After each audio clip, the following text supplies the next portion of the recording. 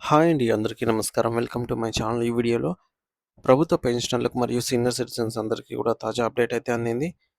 So, ఈ update వివరాలు వీడియోలో తెలుసుకుందాము. వీడియో ఎక్కడే కానీ స్కిప్ చేయకుండా ఎండ్ వరకు చూస్తే ఎన్నప్పుడే ఇన్ఫర్మేషన్ పూర్తిగా అర్థమవుతుంది. అలాగే వీడియో చూస్తున్న ప్రతి ఒక్కరూ లైక్ చేయండి ఫ్రెండ్స్. ఈ వీడియోని తోటి మిత్రులతో షేర్ చేయండి.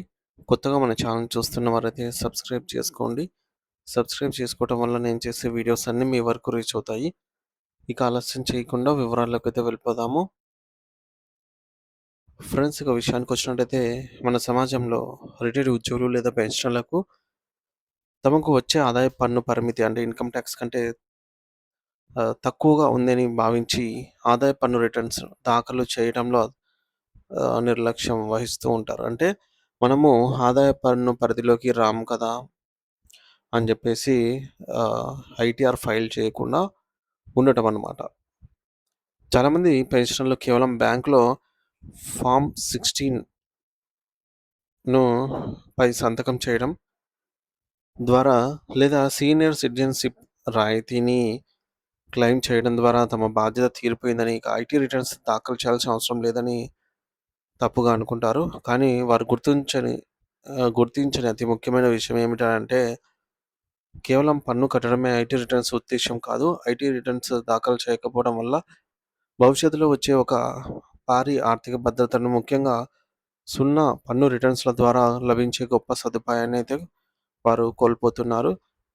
పెన్షనర్లకు వారి జీవిత కాలంలోనే కాకుండా వారి మరణాంతరం వారి కుటుంబానికి ఆర్థికంగా అండగా నిలిచేందుకు ఒక కీలక అంశం ఈ యొక్క ఐటీ రిటర్న్స్. ప్రత్యేకించి పెన్షనర్ ఏదైనా ప్రమాదవశాత్తు మరణించిన సమయంలో ఆ యొక్క కుటుంబానికి అందాల్సిన బీమా లేదా పరిహార విషయంలో ఐటీ రిటర్న్స్ ప్రాణవాయువులాగా అయితే పనిచేస్తాయి. చాలామంది పెన్షనర్స్ రిటర్న్స్‌ను దాఖలు చేయడంలో వెనుకాడతారు, లేదా అది అనవసరమైన ఖర్చులే అని భావిస్తారు. కానీ పెన్షనర్ ఏదైనా దురదృష్టకర రీతిలో ప్రమాదానికి గురై మరణిస్తే వారి కుటుంబానికి చట్టపరంగా లభించాల్సిన పరిహారాన్ని నిర్ధారించడంలో ఈ పత్రాలే ప్రధాన పాత్ర పోషిస్తాయి. చట్టపరమైన నిబంధనలను పరిశీలిస్తే మోటారు వాహనాల చట్టం 1988లోని సెక్షన్ 166 ప్రకారంగా ప్రమాదాల్లో మరణించిన వ్యక్తుల కుటుంబాలకు పరిహారం చెల్లించే విషయంలో స్పష్టమైన మార్గదర్శకాలున్నాయి. మరి దీనికి సంబంధించి అక్టోబర్ 31, 2013 నాటి సుప్రీంకోర్టు తీర్పు special petition special leave petition number చూడొచ్చు ఇక్కడ 1056/2008, సివిల్ అప్పీల్ నంబర్ వచ్చేసి 9858. ఈ యొక్క తీర్పు అనేది ఒక మైలురాయిగా నిలిచింది. ఈ తీర్పు ప్రకారంగా ప్రమాదంలో మరణించినటువంటి పెన్షన్దారులని కుటుంబానికి పరిహారం చెల్లించేటప్పుడు ఆ వ్యక్తి గత 3 ఏళ్లుగా క్రమం తప్పకుండా ఐటీ రిటర్న్స్ దాఖలు చేసినట్లయితేనే ఆ పత్రాల ఆధారంగా వచ్చే సగటు ఆదాయానికి 10 రెట్ల మొత్తాన్ని పరిహారంగా పొందేందుకు అర్హత అనేది ఉంటుంది. అయితే ఐటీ రిటర్న్స్ అనేవి కేవలం పన్ను పత్రాలు మాత్రమే కాదు. అవి ఒక వ్యక్తి యొక్క అధికారిక ఆదాయ ధృవీకరణ పత్రాలన్నమాట. దీనికి ఒక ఉదాహరణతో అర్థం చేసుకుందాము. ఒక పెన్షనర్ యొక్క నెలవారీ పెన్షన్ సుమారు రూ. 25,000 అనుకుందాము. అప్పుడు అతని వార్షిక ఆదాయం అనేది రూ. 3,00,000 అవుతుంది. అతను గత 3 సంవత్సరాలుగా ఐటీ రిటర్న్స్ దాఖలు చేస్తున్నట్లయితే అతని సగటు వార్షిక ఆదాయం కూడా ఈ మేరకు 3,00,000గానే పరిగణించబడుతుంది. ఒకవేళ అతను ప్రమాదవశాత్తు మరణిస్తే అతని కుటుంబం కోర్టు ద్వారా ఈ యొక్క ఆదాయానికి 10 రెట్లు, అంటే అక్షరాల 3,00,000 ఇంటూ 10, రూ. 30,00,000 వరకు కూడా పరిహారంగా పొందే అవకాశం ఉంటుంది. ఇక్కడ గమనించాల్సిన కీలక విషయం ఏమిటంటే ఆదాయ నిరూపణ కోసం కోర్టులు కేవలం ఐటీ రిటర్న్స్‌ను మాత్రమే ప్రామాణికంగా ఆధారంగా అయితే తీసుకుంటాయన్నమాట. ప్రామాణికమైన ఆధారంగా. సో, మరి బ్యాంకు స్టేట్మెంట్లు లేదా ఇతర ప్రైవేటు ఆదాయ నిరూపణకు పూర్తిస్థాయి సాక్ష్యాలుగా కోర్టులు త్రోసిపుచ్చే అవకాశం అయితే ఉంది. మరి చాలా సందర్భాల్లో ఈ యొక్క ప్రయోజనం గురించి అవగాహన లేకపోవడం వల్ల పెన్షనర్లు రిటర్న్స్‌ను ఫైలు చెయ్యరు. ఒకవేళ పొరపాటున ప్రమాదం జరిగి పెన్షనర్ గనుక మరణిస్తే ఐటీ రిటర్న్స్ లేని కారణంగా కోర్టు ఆ వ్యక్తిని ఆదాయం లేని వ్యక్తిగా లేదా అతి తక్కువ ఆదాయం ఉన్న వ్యక్తిగా పరిగణించి చాలా తక్కువ పరిహారాన్ని మాత్రమే మంజూరు చేస్తాయి. దీనివల్ల పెన్షనర్ మరణంతో కృంగిపోయినటువంటి ఆ కుటుంబానికి భారీ ఆర్థిక నష్టం అనేది వాటిల్లుతుంది. పెన్షనర్ తమ జీవితాంతం దాచుకున్న గౌరవప్రదమైనటువంటి ఆదాయాన్ని కేవలం ఒక చిన్న రిటర్న్స్ ఫైల్ చేయడం చేయకపోవడం వల్లే కోల్పోవాల్సొస్తుంది భవిష్యత్తులో. అందువల్ల ప్రతి పెన్షనర్ గూడా తనకు పన్ను కట్టాల్సిన అవసరం లేకపోయినా సరే, నిల్ ట్యాక్స్ ప్రతి సంవత్సరం ఆదాయ పన్ను రిటర్న్స్‌ను దాఖలు చేయడం నియమంగా పెట్టుకోవాలి. ఇది మీ యొక్క కుటుంబానికి మీరిచ్చే ఒక అదృశ్య రక్షణ కవచం లాంటిది. సో, మీ వార్షిక ఆదాయ పన్ను పరిమితి లోపు ఉన్నప్పటికీ ఐటీ రిటర్న్స్ దాఖలు చేయడం వల్ల మీ ఆదాయానికి ఒక చట్టబద్ధత లభిస్తుంది. ఈ సమాచారాన్ని మిగతా పెన్షనర్ మిత్రులతో కూడా షేర్ చేయండి ఫ్రెండ్స్ ఈ వీడియోని. వారు కూడా తమ హక్కులను మరియు భవిష్యత్తులో తమ కుటుంబానికి అందాల్సినటువంటి ఆర్థిక ప్రయోజనాలను కాపాడుకోగలుగుతారు.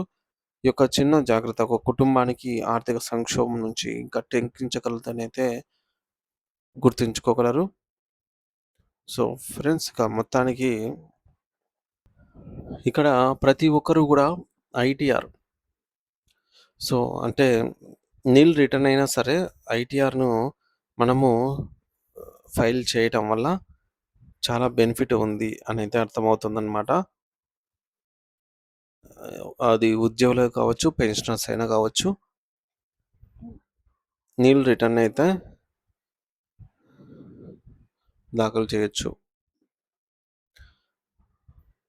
మరి ఇది ఎందుకు ఉపయోగపడుతుంది అనంటే, కొన్ని ప్రత్యేక సందర్భాల్లో అనుకోని పరిస్థితుల్లో సదరు ఉద్యోగి కావచ్చు, పెన్షనర్ కావచ్చు, ఎవరైనా సరే మరణం సంభవిస్తే, సో, వారు ఎవ్రీ ఇయర్ ఏదైతే వారి ఆదాయానికి సంబంధించి ఐటీఆర్ ఫైల్ చేస్తూ ఉన్నారో, దానికి 10 టైమ్స్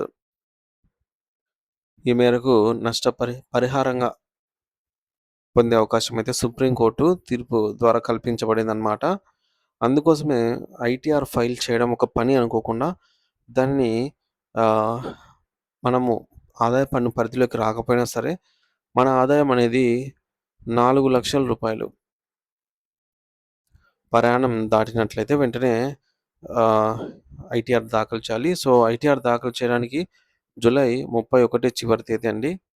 ఇంకా ఎవరైనా ఐటీఆర్ ఫైల్ చేయకపోతే వెంటనే చేసేయగలరు.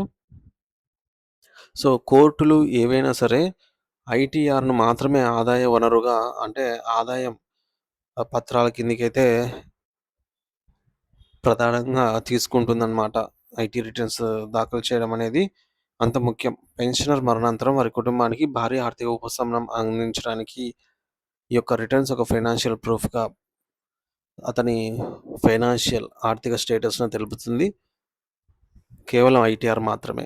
సో, పెన్షనర్లు తమ ఆదాయ పన్ను పరిధిలో లేదు అంటే మనకు ఆదాయ పన్ను పడదు కదా అని ఐటీఆర్ దాఖలు చేయకుండా ఉండటం వల్ల తమ కుటుంబానికి అందాల్సిన భారీ ప్రమాద బీమా పరిహారాన్ని కోల్పోయే ప్రమాదం ఉంది.